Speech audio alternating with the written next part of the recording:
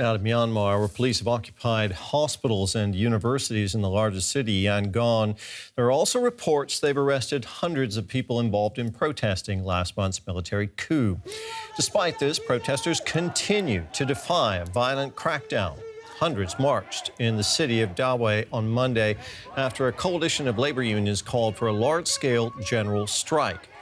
The UN says more than 50 people have died in the protests so far. Well, for the very latest, let's bring in journalist Amin Tant in Yangon. Tell us, more shooting reported there overnight. What can you tell us?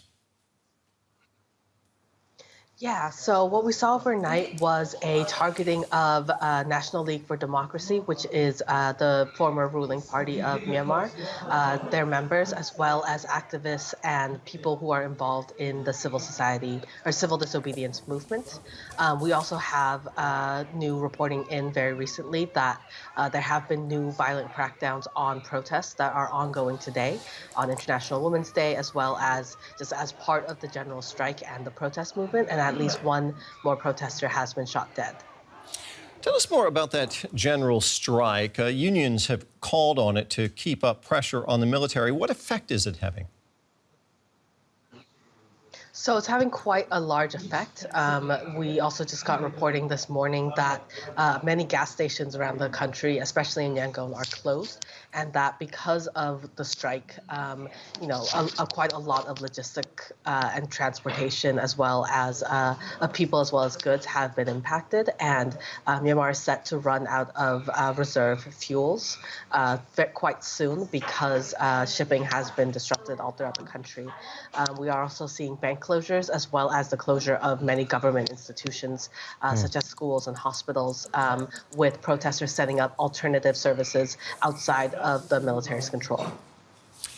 Now, according to the UN, over 50 people have died so far since February 1st, including a former government official. How does the military justify this level of violence?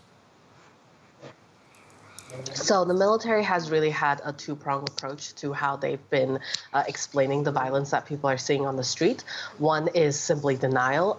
They have denied that people who have died in police custody have died from the injuries sustained under police care, as well as exhuming bodies of the dead and saying that the bullets found in their head, for example, are not from a military or police weapon and are in fact gunshots from other perhaps instigators in the crowd.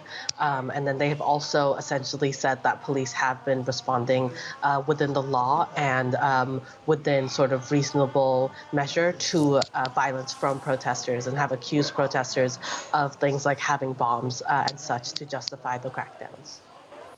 Journalist Amin Tant there in Yangon. Thank you for bringing us up to date. Thank you for having me.